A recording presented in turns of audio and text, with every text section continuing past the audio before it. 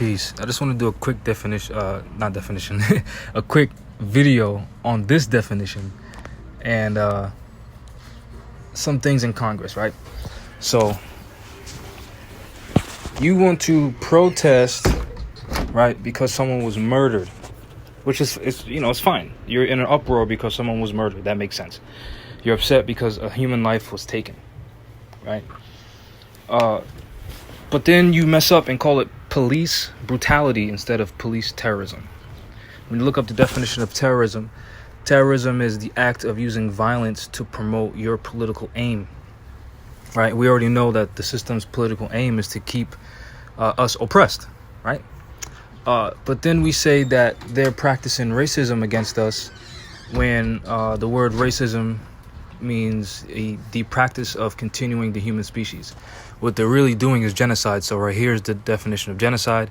It's the deliberate killing of a large group of people, especially those of a particular ethnic group or nation, right? So we witnessed a 8-minute and 46-second video, if I'm not mistaken, on the seconds video of a European deliberately murdering one of our people. That's genocide, right?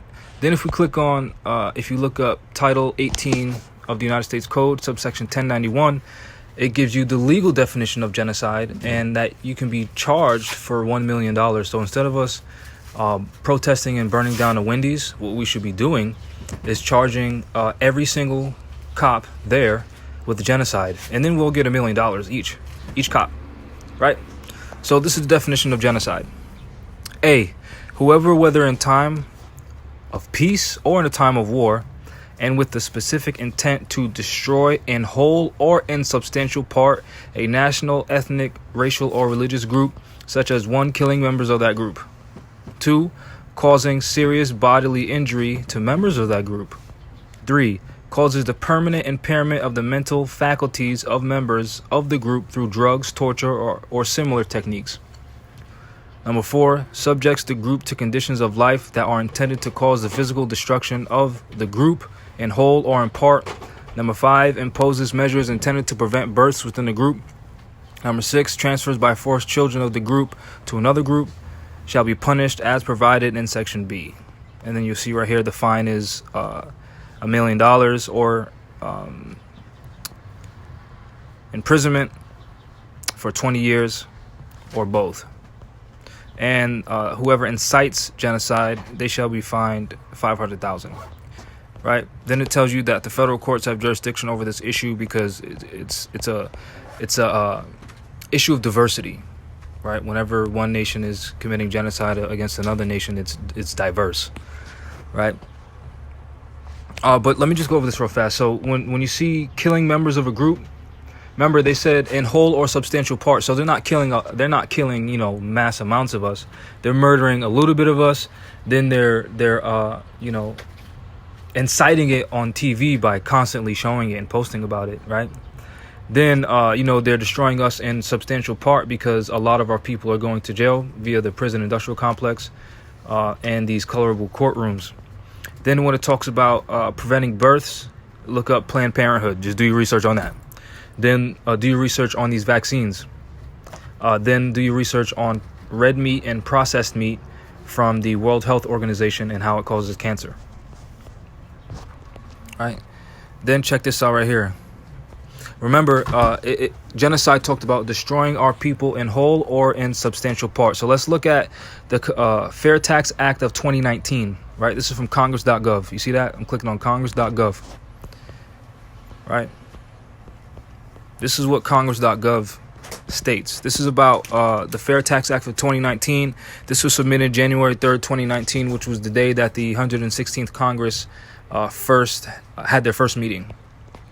Right? So HR 25 is to promote freedom, fairness, and economic opportunity by repealing the income tax and other taxes, abolishing the IRS, and enacting a national sales tax to be administered primarily by the states. Right? So let me go. So what they're talking about, they're basically explaining in that description how the IRS is unconstitutional. Right? So I'm gonna go right. Where is it? Right here. It's unfair and inequitable, which they're telling you that it's unconstitutional. Remember, right here, this is congressional findings. See where it says Section 2, congressional findings? So this is what Congress has to say about the IRS and the federal income tax. So it lowers productivity, it's unfair and inequitable, it unnecessarily intrudes upon the privacy and civil rights of the United States citizens, hides the true cost of government, and impedes upward social mobility. So when you see the definition of genocide, destroying in whole or substantial part your life, or creating conditions in your life to make your life, to destroy your life, there you go right there. Where else? Right here, destroys jobs and causes unemployment and has a disproportionately adverse impact on lower income Americans. Who are they talking about? So-called black people. So again, let's look at the definition of genocide one more time, just so you see how they're literally practicing genocide on you via the IRS.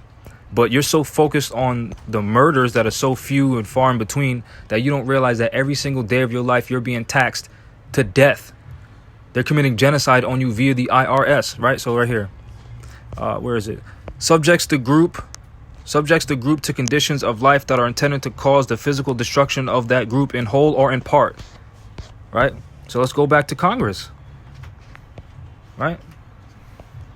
Look, is not being complied with at satisfactory levels and therefore raises the tax burden on law-abiding citizens, and it impedes upward social mobility, which the whole so-called black argument is how we're on a poorer or lower social status, literally.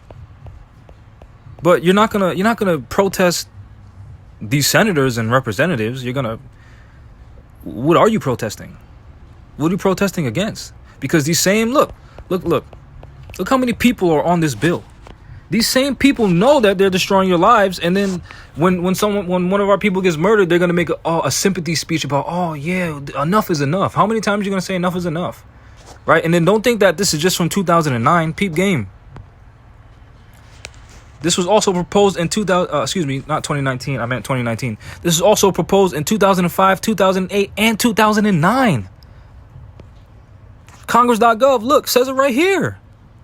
The 111th Congress talked about the same issue.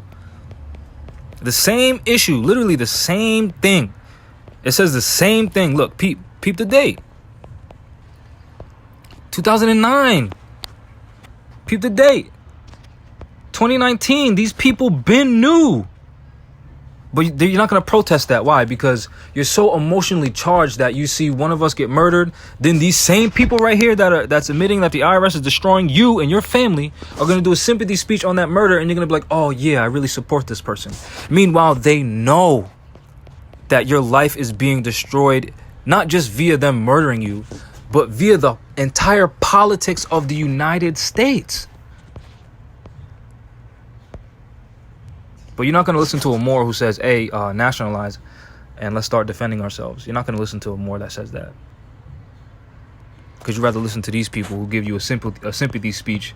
Meanwhile, behind your back, they're letting you know that they're destroying jobs and causing unemployment, which is going to slowly bring out the destruction of your people, which is genocide. But you don't care about that because they're speaking to you kindly. They're saying, yeah, black rights matter and black votes matter. But then they're not going to vote on things that benefit you.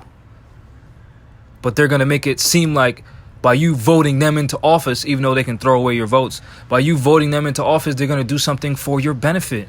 You have to be smoking something if that's what you think. Make sure you research and stop listening to these black leaders.